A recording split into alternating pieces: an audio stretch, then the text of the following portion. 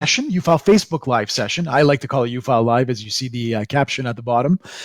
So my name is Jerry Viteratos. I'll introduce myself. I've also got Ida Celli with me. Hey, Ida, virtually. Hey, Jerry. How are you? Virtual wave there, How's it going? Pretty How's good everything? yourself? Yeah, not too bad, not too bad. So we're back online. We're back here to answer questions from people. I don't know if we have any questions already there. We could just get to it. All right, actually, let's get to it. Do you want to start off by reminding people the important dates, the deadlines? Yes. So let's get to the deadlines. Yes, you're absolutely right. So we know that the deadlines this year have been moved back, of course, because of the COVID pandemic. Okay, as we all know. So just be aware that the deadline for the tax return this year is going to be June 1st instead of April 30th, which would have been tomorrow. That would have been the normal deadline. So June 1st is the deadline for this year. So essentially, the government has moved it back a month. And your deadline for any amount owing that you might have on your tax return, and that includes interest and penalties. So it becomes so no interest and penalties are due at that point up until August 31st or September 1st. Essentially, that's the new deadline there. Okay, so those are the deadline. Those are the new deadlines because of the COVID pandemic. So essentially, that's the answer to the question. So let's see, what else do we have? Do we have any other questions right now? Yes. Lara Hardy. When claiming travel expenses for medical purposes over 80 kilometers, are these claimed under the regular medical section, or are meals and mileage entered on one line? No, you're gonna claim these directly as a medical expense. That's essentially where it is. It doesn't matter the type of expense that you have, because these are medical. Because you are traveling due to the fact that you don't have any medical services nearby. Usually, I think it's around 40 to 80 kilometers, like you mentioned there. It's a medical expense. So within UFile, you will enter these directly as a medical expense. Very simply, okay? There's a specific section in UFile that you will find that essentially specifies this. Okay. I have a question from George Bozikian. He said he received a T4, a yearly T4 with no CPP or QPP contributions. This is the first year that he's tried to submit online with UFile, and it won't allow him because he has no CPP contributions. Okay, so for this case, you have to specify to the software that you are exempt from paying CPP. For whatever reason that is, I'm not sure, there's a bunch of reasons why you might be exempt from contributing to the CPP, but the software does not know that. The software basically applies the default rule, which is if you have employment income, you have to pay CPP. So within the software, within UFile, you have on the T4 slip, when you're inputting that T4 slip, you have a box 28. So within that box 28, let me just go there myself just to make sure I'm giving the right information. So within that box 28, you have options to specify to the software whether you are exempt CPP and EI and etc. So you simply click on the drop-down menu for box 28, choose exempt CPP QPP, and that should resolve the problem. You should be able to transmit after that. Okay, we have a question from Jason. Are the dates the same for businesses, self-employed, that we mentioned earlier? Actually, no. The dates that have not changed for self-employment. So essentially, your deadline is June 15th. So self-employment, you already had an extended deadline for self-employment. So if you have self-employment income on your tax return, then your deadline at that point is June 15th. That has not changed. Okay, what has changed is the interest and penalties deadline, essentially, which will be again the date that I mentioned earlier, which was August 31st or September 1st. Okay, next question from Renee. Can a salaried employee who's a salesperson claim the Accelerated Investment Incentive Property CCA write-off in the first year of acquisition of a vehicle per the new provisions of the income tax regulation of the ITA if they purchase a vehicle after November 20th, 2018 and starts using it before he put 2028. I'm not sure if that's correct. Yeah, no, that's correct, actually, because it is a temporary measure, actually. So essentially, the rules are that you have to have purchased, or you have to put it into service, actually, is really the correct term here, is you have to put the vehicle into service after November 20th, 2018. That's essentially what the rule is. Now, my understanding, and it's up to 2028, so it'll expire as of 2028, essentially, and it'll actually be also progressively scaled down, okay, up until 2000 for the last 4 years. Now, my understanding of this rule, okay, is that it has to be a business. It can't be an employment. It can't be an employment expense. That's my understanding. That's my understanding of this rule. Okay, and that's why I believe you're not going to see anything in the entries for the accelerated investment incentive, because it is oriented towards business, or in other words, self-employment instead of employees. I could double check that. I'm just looking at the software right now, and I'm not seeing anything as far as now it does have an AIP. I'll double check that and get back to you. But again, my understanding originally the rule is that it has to be self-employment. That's my understanding. But I'll double check that and we'll write something in the chat. Okay, I have a question from Don. He said that his spouse made tax installment payments in 2019, and it turned out that that actually he should have done them himself and not her. Is there any way that he can manually transfer them in the software from one person to the next? Did you say installments? Installments, yes, installments. Okay, an installment. You can't really manually you would have to. You have to essentially remove them from your spouse. But has the return been filed? Is that in the question? No, he hasn't mentioned that. Okay, he hasn't mentioned that. Okay. No. Okay, he wants to move them from her return and put them on his. But they were normally supposed to be his, right? They were his installments, right? No, they were her installments. Oh, they were her installments. Okay, no, you can't do that. No, that's not something that you can do, actually. No, if she's the one who paid the installments, she's the one who has declared them as a deduction on her return. Excuse me, as a refundable credit on her return. So remember that it's a refundable credit, whether it's yours or hers, you're going to get the exact same amount right back as a refund, But I understand maybe you have an amount owing and your spouse doesn't. So that's why you want to transfer them over. Unfortunately, there's no provision in the Income Tax Act to do that, unfortunately. Okay. From Maria. I like to open a RIF account and start transferring from my RSP $2,000 per year, so I will become eligible for the $2,000 pension credit. Does UFile apply this tax credit in the calculation automatically, or do I have to be 65 and over to be eligible? Normally, to be eligible, again, my understanding off the top of my head is that you have to be 65 and over to get that pension income amount from a RIF.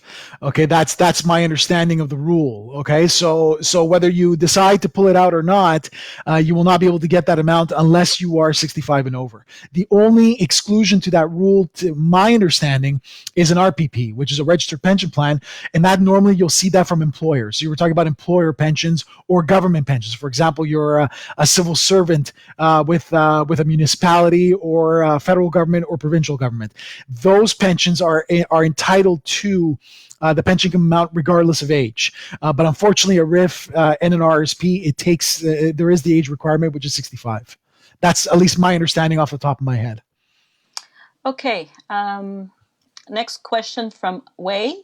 I sold my rental in 2019, April 2019. What section of the form should I fill out for my sale? Is it on the section of capital gains on the form? You have a choice. Okay, so within UFile, what I would recommend to you, one way or another, you have to do 2 transactions. Okay, what I would recommend to you is that you have to first of all liquidate the CCA class where the building is, and that's class 1 at 4%. So you have to liquidate it to determine whether you've got a recapture or a terminal loss. That's the first step that you need to do. Okay, so that you will do it within the CCA area that you've inputted for the T776. Okay, for the rental property. So that's the first step. Once you've done that, now you're going to go to the capital gain section, and in the capital gain section, you'll choose the real estate option, and within the real estate option, you will input now the capital transaction. Okay, so in other words, what was your original cost? What is the disposition amount that you have? And you'll determine your taxable capital gain if if there is any. So you have to do basically two transactions, essentially, what you will have to input in the software.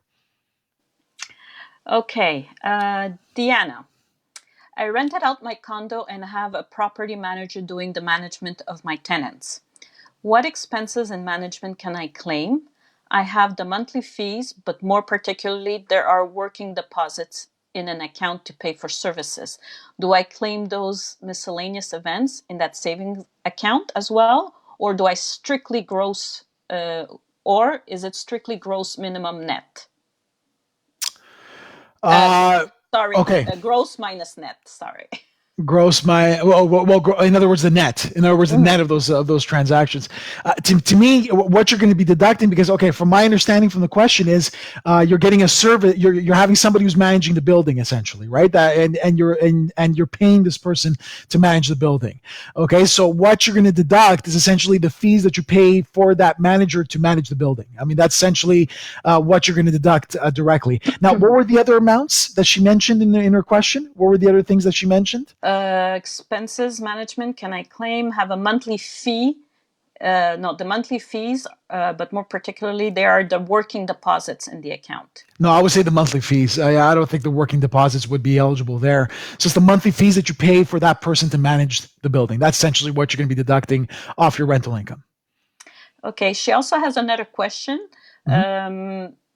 Can she claim expenses, and where can she enter them? She moved because her son was autistic and the services in her province where she lived were barely existent. So she went to a province that has a lot of good services for him. Okay, so I'm assuming that you also found a job there, okay, at the new location. So you moved as well because you found another job for within that new location. Then in that case, yes, you could deduct it as moving expenses. Okay, if you could show that you got another job by moving to that other place and you moved at least 40 kilometers closer to that new employment, then it becomes a deductible moving expense. Okay, you could deduct these expenses as a moving expense on your return, and what you're deducting is essentially all your transportation fees, okay, and any fees that you pay to sell your old home as well. Okay, these are essentially what you're allowed to deduct, including meals. Let's say you drove from one province to the other by moving, any truck rentals that you had, any moving companies that you paid, all these things become deductible. But again, the basic condition to be able to claim moving expenses is that you moved for another job. Okay, so essentially you had a job waiting for you when you got there. Okay, that's essentially what you're allowed to do. Okay, a question from Tony. He has been filing taxes with UFile for a while. He'd like to know. He has to file a return for a deceased family member. If he can do it with the with UFile, and how to do it. Okay, so you need to file a deceased return, a final return. Yes, deceased and that return, person, right? yes, he said for the deceased family member who is also my dependent. Who's also there. Okay, so for the dependent, that's a good question. I'm not sure if directly in the dependent we can indicate a deceased individual. I'm just going to double check right now. I'm going to go there. Oh no, you can. There you go. Okay, so it's right there actually. Yes, you can. So what you can do is when you are in the dependent's interview, okay, in the dependent's interview screen, then what you do is you go directly to the interview setup. And in the first section that you're going to see on your left, which is called specific situations, okay, you will tick the box next to tax return for a deceased person. Okay, you tick that box. Once you click next at that point, then the program's going to ask you for the date of death, okay, and it's going to ask you what type of return you are filing. In this case, it's a final return that you are filing. Okay, you're going to choose final return. The rest, you're going to plug in just like you plugged in their information in prior years when they were alive. Okay, so there's no difference there. Okay, I have a question from Lorelei. She said she's asking if she can still add her parents as dependents.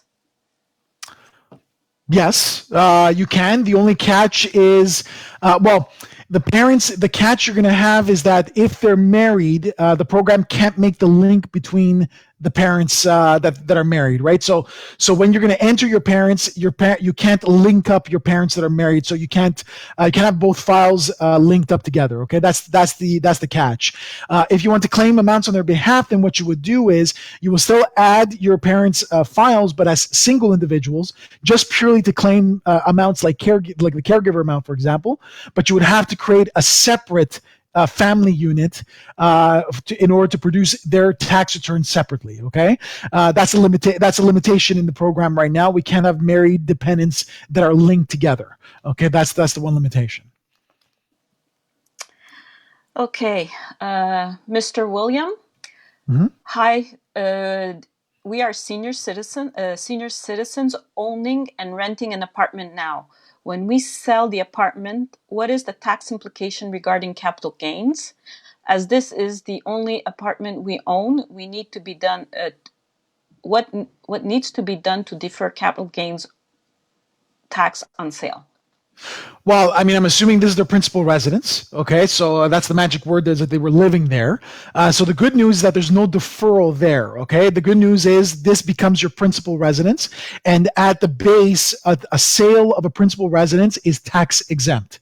The key, though, is that you have to designate the property as a principal residence. Okay, you have to designate the years that you lived in that property as a principal residence through the appropriate form, and the form is a T2091, which is supported by UFile.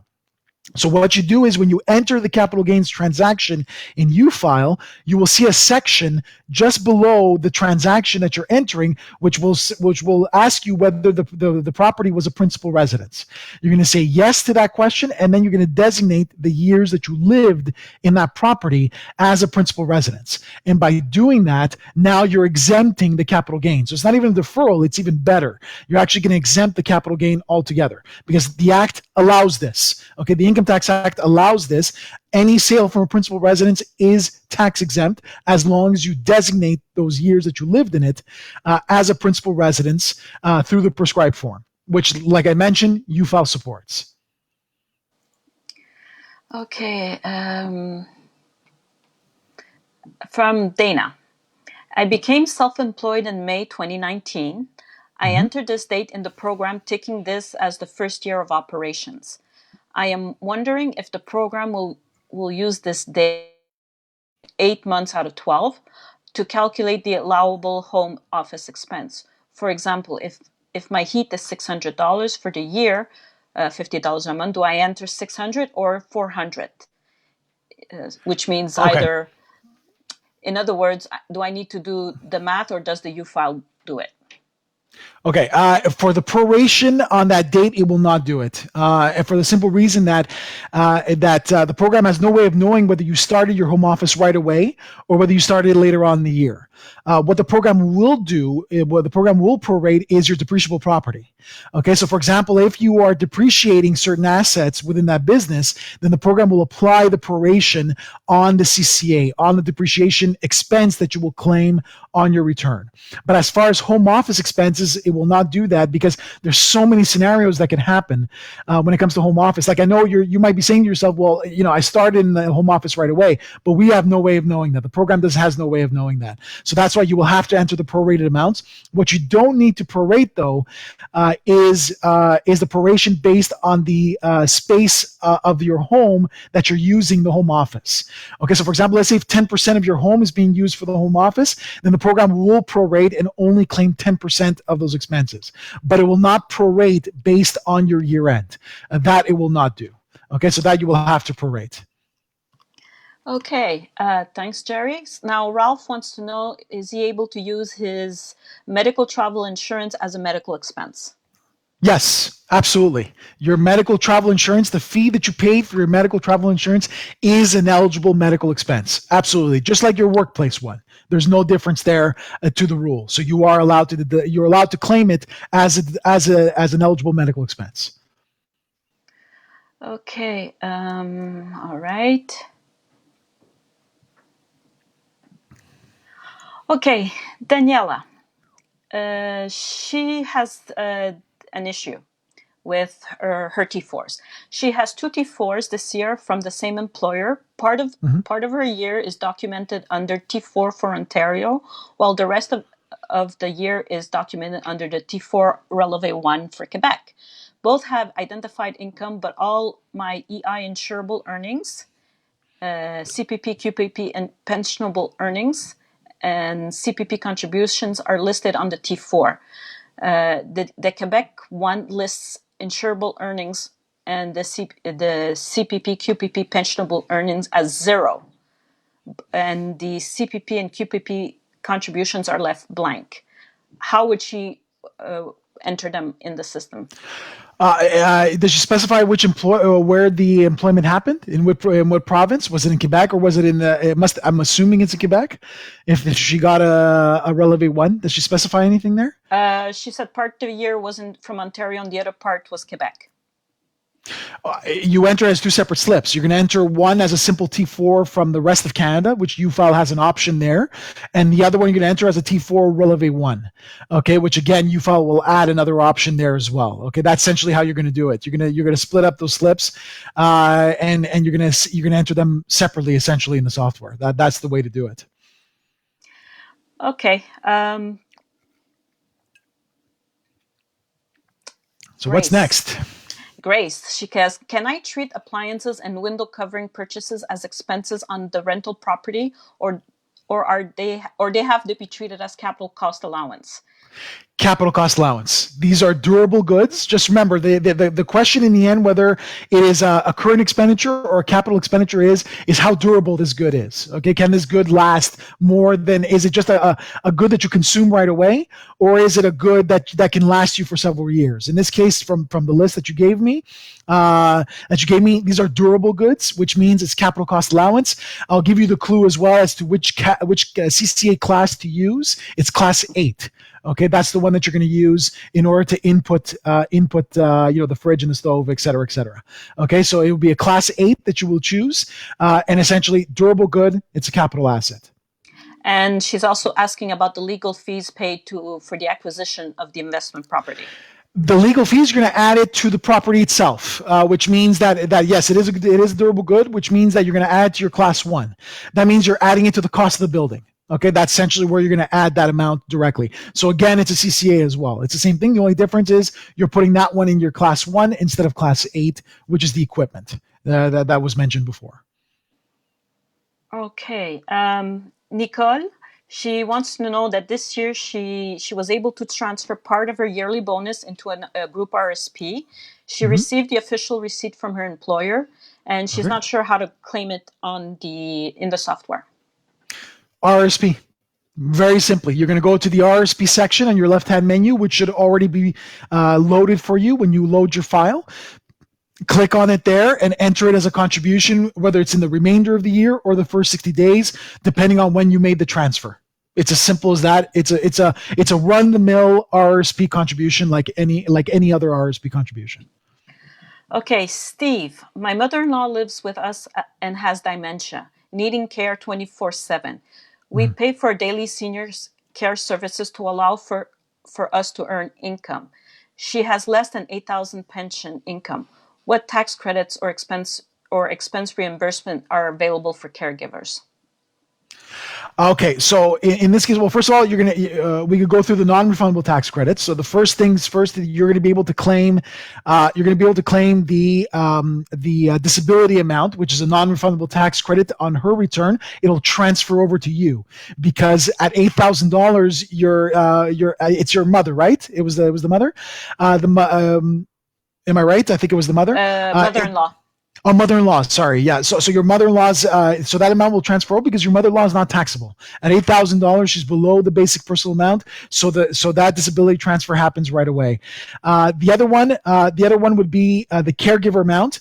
Again, depending on certain criteria, you might be able to claim that as well, as long as you show that you're supporting your elderly parent in this case. Did I understand that she lived in a home or she lives with them? She lives with them. Okay. So then, yeah. So then you're going to claim the caregiver amount as well, which is a non-refundable tax credit. You'll basically you should get close to the maximum of that amount, because at $8,000, again, the income is very low.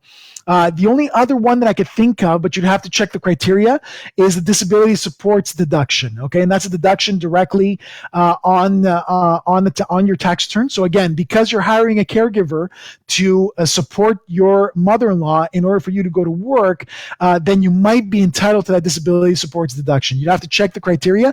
I believe you should be entitled to that, and that's a deduction directly off of your net income. Okay, and that's essentially another one that you might be able to claim as well. So that would be so in the software you would go into the medical, disability, and caregiver section. Okay, you would go in there, and then you would go into disability supports services. But again, double check the criteria. I don't remember them off the top of my head, all the criteria that are there, but usually that's what this deduction is oriented to, is to allow you to go to work in order for you to hire an attendant in order for you to go to work. So double check that. But again, it's the disability support services, and that's the disability supports deduction. Okay, Zoo. He rented out principal residence in Alberta and moved to BC in 2019. Currently renting in BC. Can the rent I'm paying now in BC be applied to deduct rental income from principal residence in Alberta? Also, is it better to report rental income to personal tax, or is it better to set it up like a corporation? Okay, so on the corporate side, I mean that's a really big discussion. I mean that could be a course unto itself, whether it's more advantageous to go through a personal return or a corporate return. There's pros and cons. Usually the advantage is not that great for the simple reason that you don't get the preferential tax treatment on the corporate side for rental income as you would for a standard sale or a sales income that you would get. The basic services income that you would get. So that depends. To answer the question now, as far as the rental income you're paying in BC and you're renting, can you deduct that off your rental income in Alberta? The answer is no. That you simply cannot do. Okay, all you can deduct as an expense on your rental income is whatever cost you have on that building, not on the rental income that you have in the rent that you're paying in BC. Okay, so unfortunately, there's nothing you could do there. It's not deductible at that point. Okay, actually, we do have a few questions I've seen roll here that some people are having trouble net filing. What should they do? Like depending on the different reasons. I don't know. Sometimes it's a CRA that finds a discrepancy. Sometimes it's an error code. What's the best way around it? Well, listen, it depends, right? I mean, first of all, you have to make sure that the software is telling you that you're eligible for net filing. That's the first thing. So you have to make sure that's going on. The other thing is to just keep trying, really. Most of the times when these things happen, it's a CRA basically that's being inundated right now with transmissions, and they simply are not responding. Okay, so all you can do is essentially just keep trying. Okay, just keep trying to transmit your return at that point. Now, if you have an error code, it's different. An error code means there's an error on your return. So you have to check that error code. Usually you'll get a message with the error code that tells you what you need to correct on your return, and you simply go into the software, correct what the CRA is telling you to correct, and then retransmit the return again. But for the most part, I would say it's very likely, considering the date right now, which is the 29th of April, even though it's the old deadline, we still have a month, as I mentioned earlier in the session. There's still a month to go. Very likely right now the CRA is being inundated, so just be patient, just keep trying. Okay, Ibrahim. My parents were not in Canada in 2019. I am their sponsor for permanent residency. Can I still add them as my dependent? I am filing with UFile at least 8 years. That's a tricky question. I would say that's a very tricky question because it depends on what the CRA considers as you providing support. It's not likely that the government will consider, with your parents being elsewhere right now, that you are providing support to them. So I would be very surprised that you'd be able to claim them as, for example, the caregiver amount. Second of all, remember that to claim the caregiver amount, your parents have to show an infirmity. Okay, so they have to have some sort of medical condition that requires you to to take care of them in the home. Now, you don't need disability. You don't need to get to the point where you need a recognized disability by the CRA through a certificate. But what you do need, though, is a doctor's note that specifies that there's an infirmity there. So it all depends there. Now, you might be able to claim them under the eligible dependent amount, but again, you need an infirmity. In either case, you're going to need some sort of medical condition. Okay, and the fact that they're not living with you, they're in another country altogether, you'd have to show that you're providing some sort of support to them, and that becomes very difficult at that point. I would contact the CRA just to make sure, but I would say that would be, it'd be very hard to prove to them that you're actually providing support. And thank you for being a customer for 8 years, by the way. Thank you very much. Elaine, hi. I purchased a food truck August 2019. What class is it for expense? Should we separate truck from equipment? We should not. Oh, sorry, I lost her question. It went up too fast. Let's start with those questions. Okay, let's start with those. So, I mean, the truck is still a vehicle. Okay, so to me, it would be probably a class 10.1. The equipment is separate. Okay, so let's say the stoves, the fryers, whatever it is, whatever other equipment you're using in the truck, those are separate equipment that you could amortize, and those are usually a class 8. That's where you're going to. So take for example a fryer, a stove, a fridge for drinks, and for storing things. These are all class 8s. You're going to stick those in class 8, but the truck remains a truck. It remains a vehicle, and usually that truck it's very likely it costs more than $30,000 to you to purchase, and at that point that becomes a class 10.1. Okay, that becomes a class 10.1 vehicle for you that you will input. Okay, Saeed, I registered a sole proprietorship in May 2019. I only had income with a business for the month of June 2019, and the rest of my income in 2019 was from employment. Mm-hmm. When claiming home business expenses, can I declare the rent for May to December as rent, or only the month that the business had income? No, you're not limited to the month that your business had income, because you might just had a dry spell, right? I mean, maybe you weren't able to generate sales for some other reason, right? So no, you don't have to, unless you shut down the business right away, unless you only created that business just to collect that income for the month, and then you shut it down right away. But if that business is still open, if that business is still active, no, you are entitled for the full year, because essentially, again, the government can't limit you to just the months that you made income, because business conditions dictate that something could have happened, right? So no, you are allowed for the full year as long as the business was not purely open for that month. If that's the case, then yes, you would be bound to that month, and essentially you would only have a month year end for your business. But if your business is still open, it's still active, you're entitled for the full year, even if you gained your income only for that month. Thanks, Terry. Next one. Hello. I am a newcomer, and this is my first tax year. Given that I am an independent contractor, do not have any record in CRA, and do not receive T4A from my firm, I was wondering which forms I should fill out. Should I necessarily receive any forms and/or confirmation from company where I was cooperating? If the company does not provide me with tax forms, what should I do, and how does he report it? Okay, so it doesn't. The people that are paying you as a contractor are not required to produce a slip. Okay, the only ones that usually will do that, and they'll produce like a specific slip. I think it's the T5. I had it there for a second.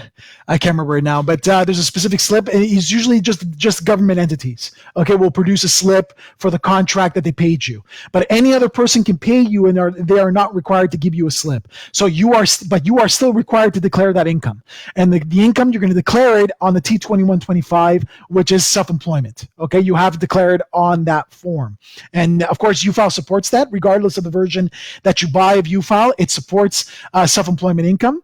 So the way you would do that is you would input it. So in the software. So let me just go there myself. When you are in the interview setup page, okay, you will go. There's going to be a specific section called self-employment. You're going to tick the box next to the self-employment option. You're going to click next at the bottom of the page. So you're going to click next, and then you're going to have a section called self-employment income that will generate, and then you choose, in your case, it can either be a professional income or a business income, depending on what type of service you're offering. Okay, so you click on that and you declare your income. So again, no requirement there. Okay, there is absolutely no requirement there to get a slip from anybody who's paid you. You are required, though, to declare that income. Okay, next question from Lee. His question is about homestay income. He was paid $775 per month from the university and provided the student with a bedroom and meals. How do I file this income using UFile?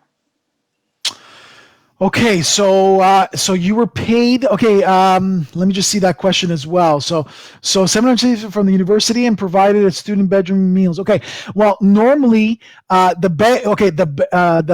rent, the equivalent of the rent and the meals is a taxable benefit normally. Okay, and that gets added to your T4. So I don't know if you got maybe a scholarship. Could it be?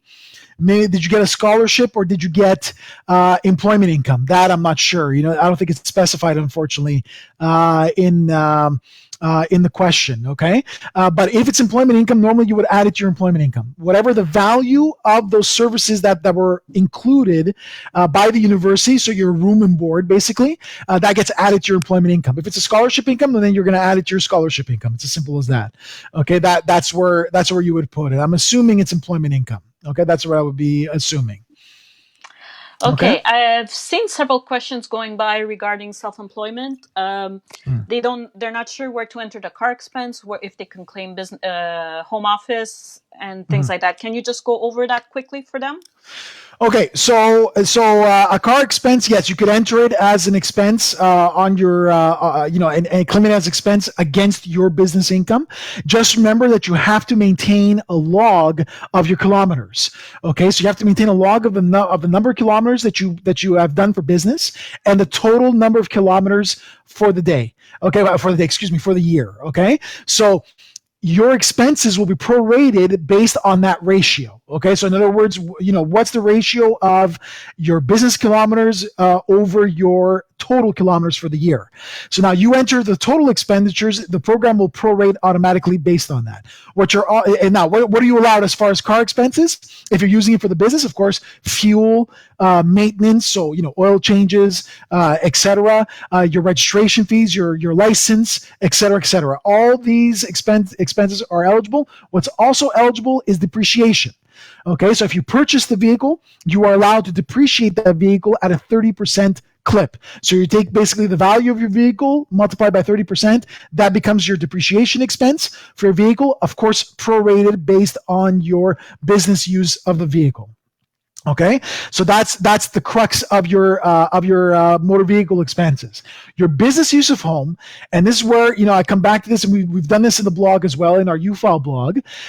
What you have to make sure of is that whatever space you have in your home, that's your home office, it's dedicated for your business. Okay, so for example, if you're working from your kitchen table, for example, that doesn't count. Okay, your kitchen, that square portion of your kitchen table is not a home office, okay, to the government. It has to be a room, or at least a portion of a room, that is dedicated to the business. So when you're using that computer and that area of your house for your home office, it is a dedicated area for your business. You're only using that for your business. Okay, so even like, for example, your bedroom doesn't necessarily apply. Okay, so you have to be very, very careful how you deduct these expenses. Okay, and that's stipulated in the guide. Okay, in the business guide, which I believe is the T4002. You can look that up directly on the CRA site. Okay, you simply type in T4002, and all of what I'm mentioning right now is explained. Okay, so yes, you are allowed, but remember that you are bound by, and now those expenses as well, like for example, let's say you have any rent, your heat, your electricity, internet, etc. These are all prorated based on the percentage of the home that the home office represents. So if that home office is 10% of your home, then you're only allowed to deduct 10% of those expenditures.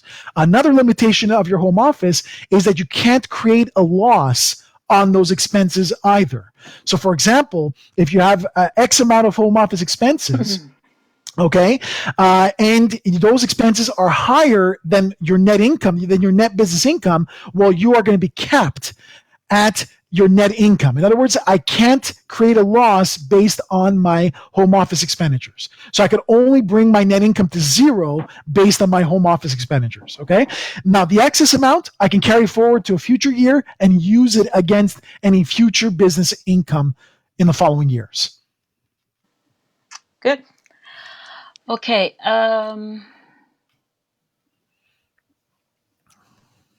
Next one. Okay, regarding the autofill my return, if you're a volunteer for tax clinics, you need special permissions for and security checks to use the autofill my return. Yes. If they bought the program themselves, they cannot use the autofill unless they have special permissions, correct? Because autofill is personalized to each individual person. If you're under the CVITP program, okay, if you're using it under the CVITP program, you need authorization from your customer. Normally, so let's take the example of a tax preparer. Okay, a tax preparer who uses a professional software actually has to have a form signed by their customer in order to get authorization to be able to download these slips using autofill. So it's no different whether you are when you are under the CVITP program. Okay, it's no different because you are producing this return on behalf of your customers. So again, you need authorization. Okay, now my understanding with CVITP is that you can't necessarily use that autofill my return. Now, if you're using it for your personal return, since we're on autofill, let's talk about for everybody else in the session. Remember that autofill is in the software. We support the feature. You can use it very easily. There's a section in your interview called autofill my return. I strongly recommend that you all use it. What is autofill my return? It's simply the process of you being able to download electronically the slips that you have that you have in your file directly from the CRA. Okay, and then from there, UFile imports these slips directly into your entries. So you don't have to actually perform the data entry directly in the software manually. You allow the software to do it for you. So it's a great feature, okay, that is included in the software.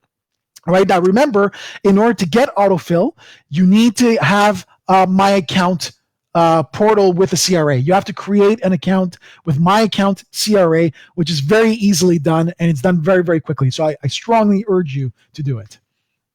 Okay. Also, if you're doing your tax return for the first time, are you able to net file?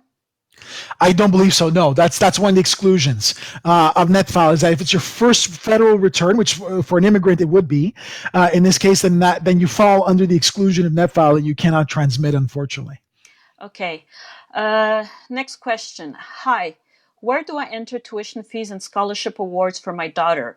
Is it exempt from reporting, and should I report the RESP amount received by parents? Okay, so the answer is it depends, and that's my cheesy joke of the day. Right? Is that every tax question that you guys are asking me right now it depends. Just remember that's the little asterisk, okay, to every one of my questions, because of course I'm basing it on very basic knowledge, scholarship, very basic information, scholarship income. The answer is it depends. If your daughter was a full-time student during the year or in the 2 prior years, so in other words, if your daughter was a full-time student this year, last year, or the year before, okay, then the scholarship income is exempt, okay, on the tax return, and you won't even see it, okay? It'll simply be plugged in. You still have to plug it into the software because the income will play a role in the calculation of other credits, more specifically the Canada Workers Benefit, okay, and that's Schedule 6, and it might affect the calculation of that benefit. So you still have to plug it into the software, even though you won't see it appear on the tax return, because if your daughter meets that criteria of being a full-time student in one of those 3 years, you won't see it in total income, but it will affect the calculation of certain benefits and credits. Like I said, the Canada Workers Benefit, which is a refundable credit on Schedule 6. Okay, so the way you would input that is in the T4A slip, you would choose box 105. You would go in there and you would simply plug in your amount. If your daughter has not received any slip for that income, you're going to plug it into the T4A slip, box 105. That's where you're going to plug it in. What was the second portion, Ida, of the question? The RESP amount received. Okay, so the RESP amount received, that also depends. If the parent has received it, okay, if the amount is the original contribution you made to the RESP, it is non-taxable. So you don't declare the income whatsoever. So for example, you put in $3,000. Now you've pulled out that the original $3,000 that you put in. That income is tax free. Why? The reason is that when you put in that $3,000 originally, you never got a tax deduction. That's taxable income, and you have declared on your return. And normally you should be getting a T4A slip that will specify this. It will specify whether it's taxable or non-taxable. But just remember, if it's part of the original contribution, it is tax-free. If what you're pulling out is the gains, a portion of it comprise the gains that were made in the RESP account, so any capital gains that were made, then that is taxable. Okay. They're going by here so fast. Mm-hmm. Mr. That's Patel, great. how or where do I enter the W-2 income from US, and where and how to claim the credits for taxes deducted? Okay, so for the W-2, you're going to go into the same. You're going to go into your interview setup. Okay, you're going to go there, and you should have a section that's called foreign income. Okay, it could be in other topics. I'm just checking right now myself as to where to plug that in. So you should have a section for foreign income. Okay, so that's actually an investment income and expenses. You're going to see an option called foreign income or foreign property. You're going to tick that box. You're going to click next. Now, in your left-hand menu in the interview screen, you're going to see a section called foreign income and property. Okay, you're going to click on that. And once you go there, you're going to see an option on the right-hand side called foreign employment income. Click the plus sign that, and then you plug in your amounts exactly the way you see them in the W-2. Remember that you have to convert, okay? Because the W-2 is in U.S. currency, but you have to declare them in Canadian currency. So you have to convert. In this case to Canadian currency. Once you input, and the program will give you a box for the exchange rate. So you simply plug in the applicable exchange rate. Now, once you plug in your amounts, it's going to give you an option to enter the foreign taxes that were paid. Once you plug the foreign taxes paid, UFile will compute the foreign tax credit automatically based on what you inputted in that box. Okay, so the program will compute that foreign tax credit for you. Okay, Julian, I have a triplex and I rent it out to tenants. I declare the rental income on my personal T1 tax return. Can I incorporate the triplex in 2020 and pay less taxes? Will I be allowed to use Section 85 rollover? Okay, so the answer would be yes. I believe you would be entitled to Section 85 rollover because you are related to the corporation that you're rolling over that property to. And of course, the advantage for those, now, a lot of you are probably saying, what is that taxanese that you just said right now? Section 85 rollovers, what does that mean? In English, okay, I'll explain in English what a Section 85 rollover is. It's essentially you being able to transfer assets from your proprietorship to a corporation on a tax-free basis. Okay, that's what a Section 85 rollover is. But it's very technical because you have to produce specific forms to do this. Okay, so the answer is yes, you can do a Section 85 rollover, but the benefit is not as great as you would expect, okay, on the corporate side. And the reason being that you're not going to get the preferential tax treatment that you would normally get for all other corporations. Normally, a corporation that's what the government considers as an active business. In other words, they sell goods and services. Okay, these corporations can be entitled to a 9% tax rate on their first $500,000 of income. Unfortunately, your rental income would not be eligible for that amount. Your rental income would likely be hit with around 28 to 30% tax rate. So you're not going to get necessarily that preferential tax treatment on the rental side. And there's a specific reason for that. It's exactly what you're thinking. I want to save tax. And a lot of people will simply roll over these rentals into a corporation and get that preferential tax rate. So I would say is do your homework, consult with a tax specialist, and check to see whether tax-wise it would be a preferential way of doing it. Because like I said, your tax rate will not be 9% for that rental income. It will definitely be much, much higher on the corporate side. Okay, Tom Murphy. I have RSPs transferred to me upon my spouse's death, but I have not taken out any of it yet. Do I have to include the T4 RSP as income?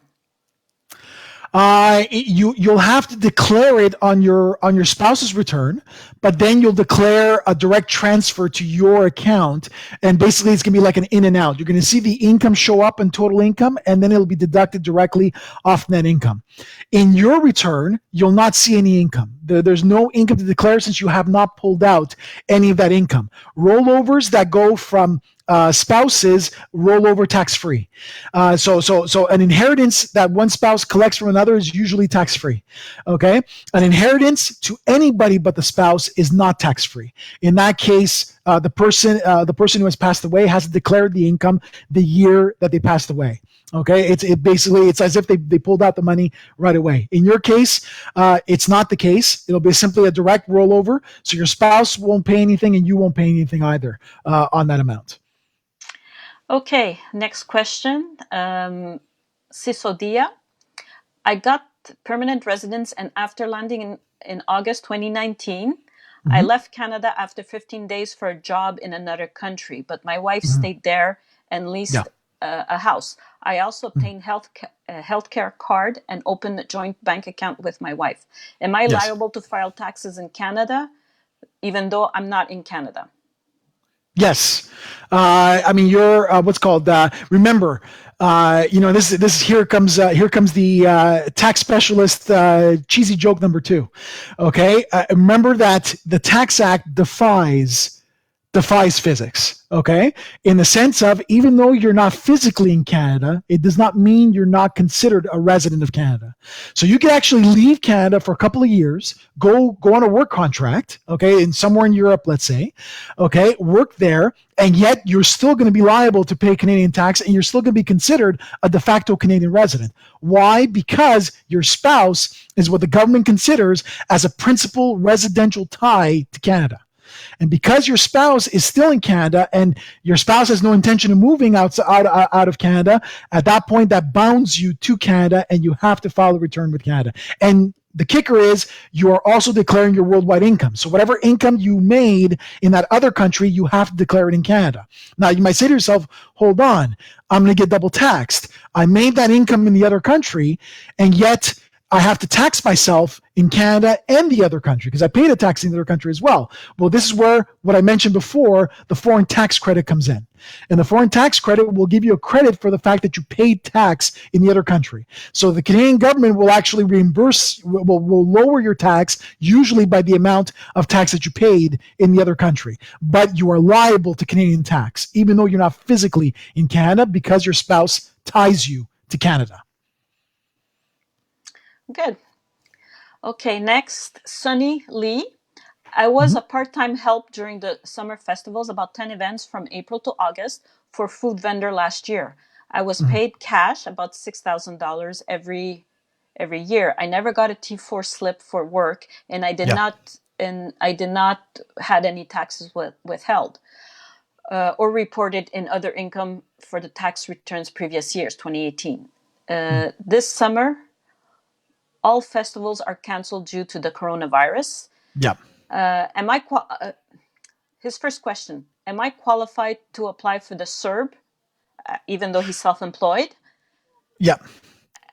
He is. The answer is yes. Yeah, absolutely. Okay. Because the criteria for CERB is employment or self-employment income. So when you hear the quote from the government saying you need at least $5,000 in 2019 or in the 12 months before you make the application, okay, that means employment or self-employment. Okay, so yes, you just mentioned that you made about $6,000, which you declared already on your return. So that means you are eligible for the CERB. Okay, so he's asking for 2019 return. Should I report last year's income as self-employed income on line 115 or 118 instead of other income to be able to apply for the CERB? I would say, it's one or the other. Personally, to me, you have other employment income. To me, it's not even a business. You don't exactly have a business. You don't have like a plan where you're selling a product to a customer, right? You're just working part-time here and there. So to me, in your case, it would be other employment income, and that would be eligible as well. Okay, you will not. So it wouldn't be the first line because now the tax return lines have changed. Sorry, I'm just trying to remember the new line numbers now because the government has completely reworked them. But normally, employment income is 10,100 is your line number. other employment income is 10,400. So as long as you declare it at 10,400, you're fine. It's other employment income that's still employment income, even though it doesn't come from a slip.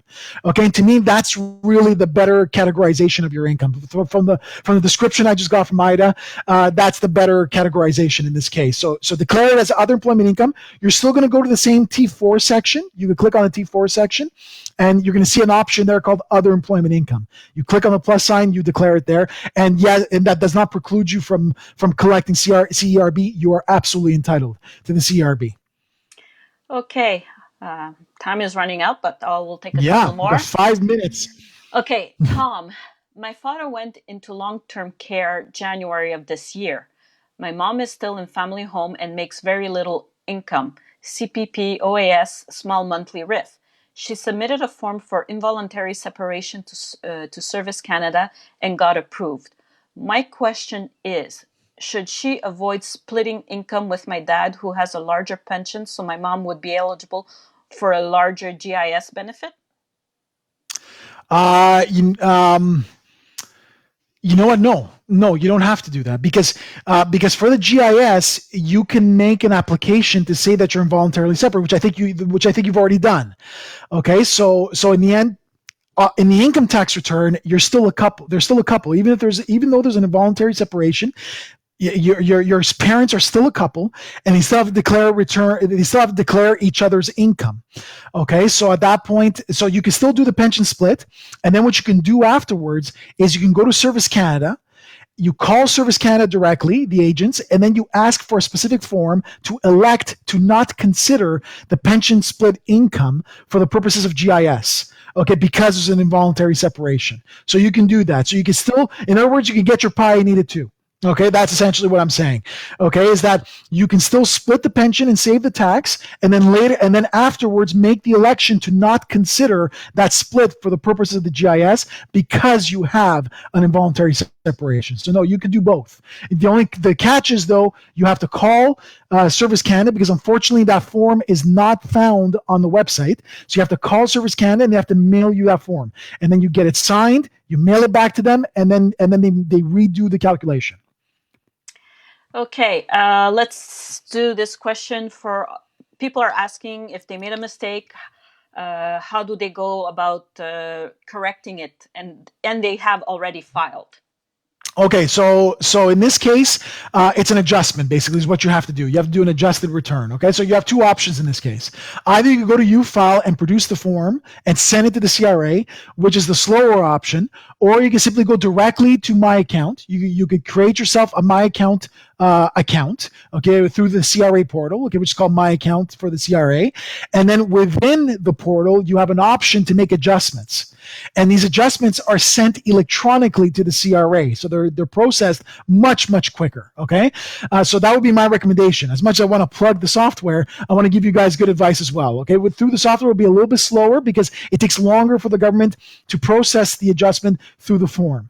Okay, so your best bet is go create an account with My Account CRA, which is very easily done. It's very quick. Okay, go in there and then make your adjustment, and then it's submitted online directly to the CRA. Okay, and if people have mailed their return, it's over a month and a half, and they haven't heard anything back from the government, should they go online and net file, or should they just verify with the government? Verify with the government. Too late. That's why I can't stress enough that you guys should go with NetFile. Okay, the delays by paper returns, unless you had no choice. Maybe you had no choice. I don't know. Maybe you file under an exclusion. But if you didn't have an exclusion, I strongly urge you to NetFile because the processing is much quicker. Okay, through NetFile than through paper return. A month and a half is actually it's not a long delay. I wish I could give you better news, but believe it or not, it's not a long delay. It is not uncommon that it's two to 3 months before you get the answer from the CRA if you mail the return. Okay, and considering right now the difficulties with COVID and the fact that now they have to do social distancing within the offices as well. Okay, expect it to be longer. Okay, next question, Louise Boutet. RPP deduction schedule. Past service contributions for services that relates to 1989 or earlier years, while a contributor, annual deduction limit is 3,500. How to calculate? Does Uh, UFile calculate it for me, or she has to add them in? No, UFile will do it on its own. So what you would do is you would go into the section on your left hand panel in the interview screen called HBP, LLP, and other plans and funds. Okay, so you will go to that specific section there. Okay, so again, HBP, LLP, and other plans and funds. You will go directly there, and then there's going to be an option called contribution to a registered pension plan, not on a T4 slip. So you would go there. So you would click on that plus sign, and then you would specify the amounts that you just mentioned. So you would enter the total and then specify the portion that you put back while you were contributing. And the program will apply that $3,500 limitation automatically for you. So there's nothing to do. No manual calc. Simply plug it into the right amount and write a cell, and UFile will take care of it. Okay, next question. Karen Saunders works on a cruise ship for a U.S. employer. He has a statement of income. Where do I enter this in his return? Also, is he still able to claim the CERB as the cruise business shut down due to the COVID, even though he made over $5,000, but not in Canada? Yeah, the answer is yes. It doesn't matter. It's still considered employment income. It doesn't matter whether you gained it in Canada or whether you gained it elsewhere. It's still considered employment income. So for the purposes of the CERB, as long as you're a resident of Canada, obviously, as long as you're still considered, which I could see right now that you are, as long as you're considered a resident of Canada, it doesn't matter where you gain that employment income. It is eligible. Okay, and the place that you're going to declare it is the same place that I specified for the W-2. Which is you're going to go into your interview setup. You're going to choose foreign income, okay, for the foreign income section. Then once you click on next at the bottom of the screen, you'll go in the foreign income section that's going to appear on your left-hand menu, and then choose foreign employment income and plug in your amount. Okay, that's essentially where you're going to go. Okay, Wendy Thompson, when doing my spouse's return with mine, how do I report the T5008 and the T5013 for joint investments? Okay, so for the T5008, my recommendation to you is don't enter it in the T5008. I would enter it directly in the capital gains section because that's essentially what it is. Okay, T5008, you have a capital gains transaction. So if you enter in the capital gains, the program gives you an option to split that amount with your spouse's return. Okay, and the program will give you that toggle, that drop-down menu, in order to specify that it is a joint account, and it will split the amount. Now, for the T5013, I'm just going to double check 1 second to see whether I can split it with a spouse, but I don't believe so, unfortunately. I'm just going in there now. Just bear with me for a minute and see whether they have something for the spouse, but I don't believe there is, unfortunately. With the income, oh no, there is. I'm sorry, there is a joint account. Yeah, there is. There is an option at the bottom for a joint account, and then you could tell the program to split it with a spouse. So you simply enter it in one file. Just choose the file. The only thing I would tell you is that instead of using a T5008, use the capital gains section instead. Okay, and you're going to see an option in order to split with your spouse in the capital gains section. Okay, how are we doing? Nope. Okay. All right, let's do a couple more questions. Yeah, okay. Or do you want to do like another 5 or 10 minutes? 5 or 10. Yeah, we'll do a few. Okay. It depends how long-winded your answers are. Yes, true. Yeah, I'm trying to be complete. I'm trying to be as complete as possible. Sorry about that. Okay. Nahavadi, the carry forward of home expenses as a result of net income. Is UFile captures it automatically, and will it be carried over for the next year if you have income? Can you repeat the first portion? What type of income? I'm sorry. Carry of home expenses.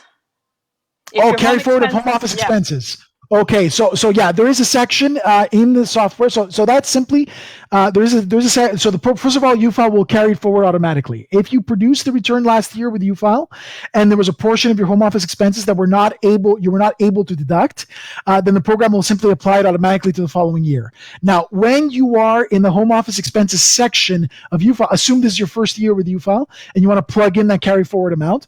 If this is your first year with UFile, when you are in the home office expense section, the first box that's there in your home office expenses is where you're going to plug in that carry forward amount. Very, very simple. It's literally the first box. Go in there, plug it in, and then the program will apply it to your current year business income.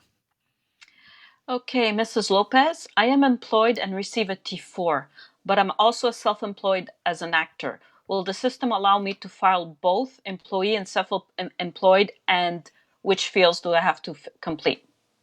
Yes. So the program supports both. Okay. So regardless of the version that you buy, okay, whether it's online or whether it's UFile 4 or UFile 12, it doesn't matter. Okay. Or UFile Premium, it's the same thing.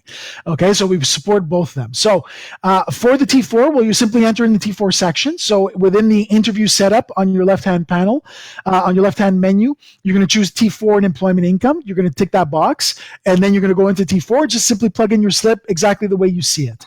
Now, for your self-employment income, again, in the interview setup section, once you go in there, you're going to see a section called self-employment. Okay, it's going to be on the right side.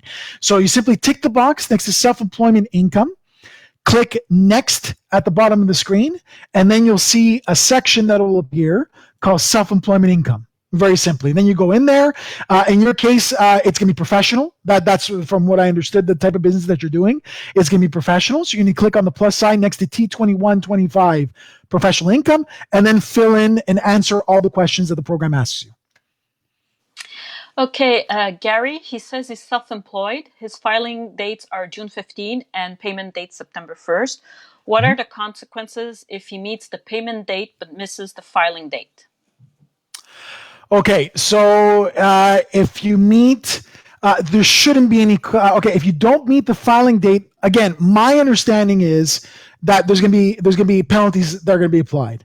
Okay, now I know the announcement of the government says that there are no penalties or interest due until September 1st. But if you're late filing, there will be penalties at that point. That's 5% right off the bat on your amount owing, and then 1% for every month that you're late. Now, you might not have to pay it right away. Maybe you don't have to pay right away, but to me, they will be applicable. So I would recommend strongly, since you've already got, remember now, your deadline is past even the extended deadline of other individuals. So there's really there's no good reason why you should wait beyond that point. So go ahead and file your return June 15th.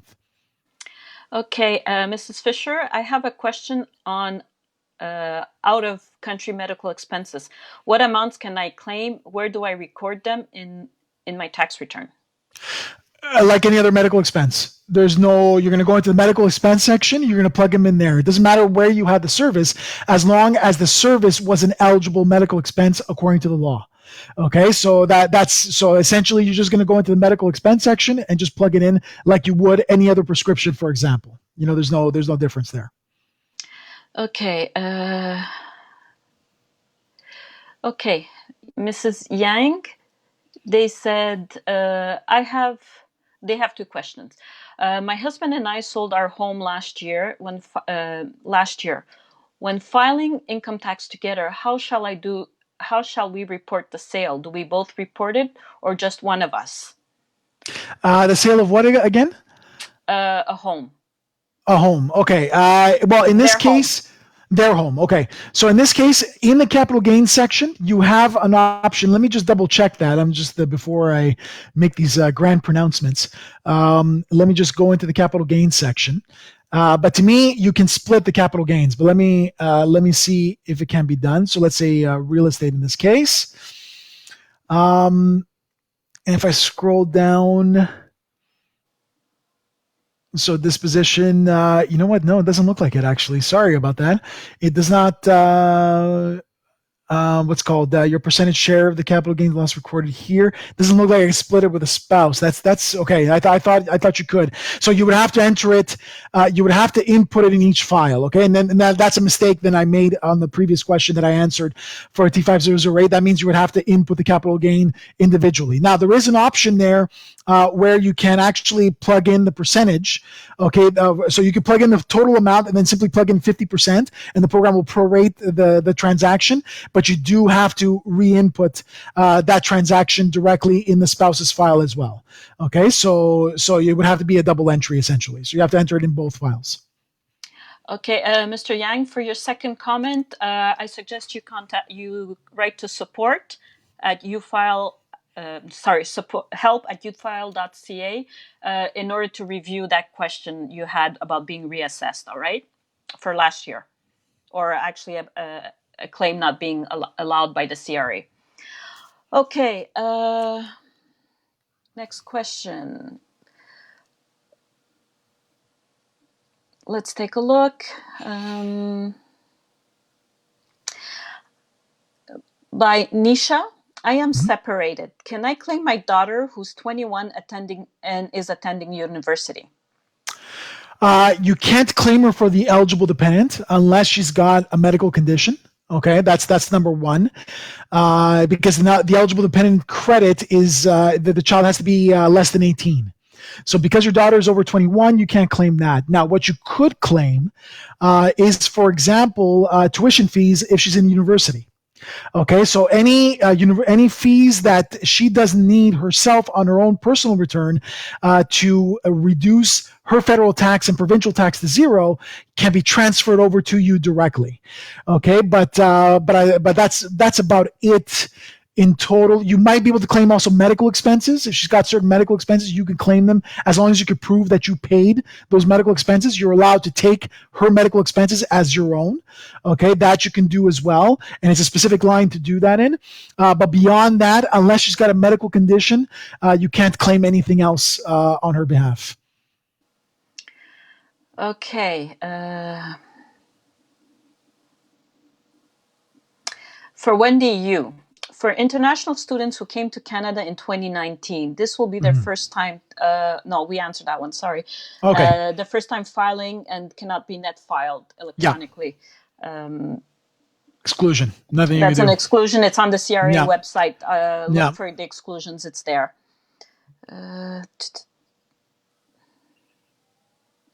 Okay. Sharu Patel. UFile does not support Form T746. How do you report the deductions for taxes withheld, withdrawn of RSPs or T4 RSPs? Okay, for taxes withheld, what I would do, I would trick the software essentially. Go into a T4A slip, go directly in T4A slip, and you should have a box there for taxes withheld at source. Go in there and just plug in the amount there. That's what I would do. I would just trick the software a little bit. On the return, it's fine. The government doesn't know whether it's coming from a T4A or from wherever else. They have no clue when you're transmitting the return. So that's just a workaround that you can use. Okay, Gustavo, if I place $5,000 in a TFSA and invest it into mutual funds, the fund crashed and it's worth $0. Can I claim a capital loss? Did he pull out of the TFSA or was it put into a TFSA? It was put in a TFSA. Okay, well, the bad news is that's the bad side of the coin of TFSA is no can do. No, you cannot claim that loss whatsoever, unfortunately, because remember that at the base, the TFSA is a tax sheltered account. Okay, so any gains you would have made on that mutual fund would have been tax free. So of course the other side of the coin will apply as well. If they're not going to tax you on the capital gains, well, they're not going to give you a deduction for the capital loss. So the answer is no, unfortunately.